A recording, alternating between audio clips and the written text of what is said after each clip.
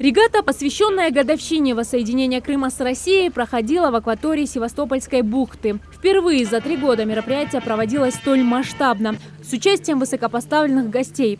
В вступительном слове Белавинцев подчеркнул, что соревнования состоялись, несмотря на плохую погоду, а также отметил рост участников мероприятия. Это знаковое событие, поскольку это свидетельствует о том, что мы едины, мы многонациональны, и наша страна становится все более могущественной. Я вас еще раз поздравляю с тем, что мы проводим такую регату. Хочу поблагодарить инициаторов и организаторов этого знакового события для города Севастополя, для Крыма и для нашей великой Родины.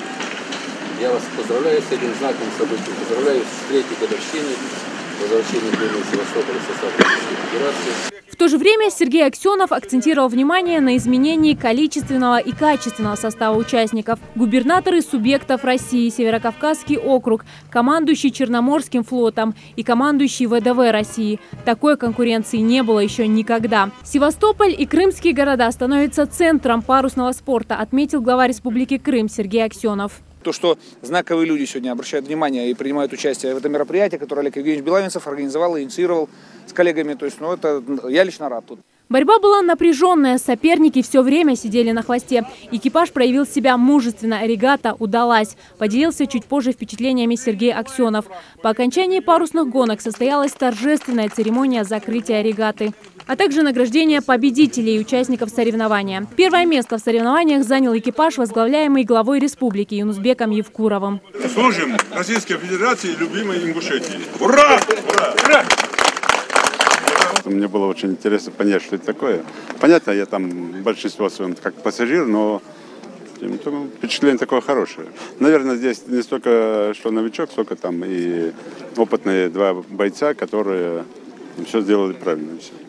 Я только выполнял их команды. Вправо, влево, с борта на борт и все. Впечатления они хорошие не в плане инфраструктуры, она только развивается. Понятное дело, что за вот эти последние 20 лет, 25 она была запущена, эта инфраструктура.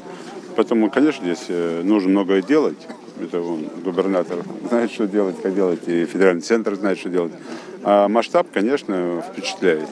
И очередной раз убедился, что и раньше это знал, и сегодня очередной раз убедился, что справедливо, все справедливо, что город, так же, как и Крым весь, вернулся в свою страну, на свою родину, и здесь дальше будет все прекрасно.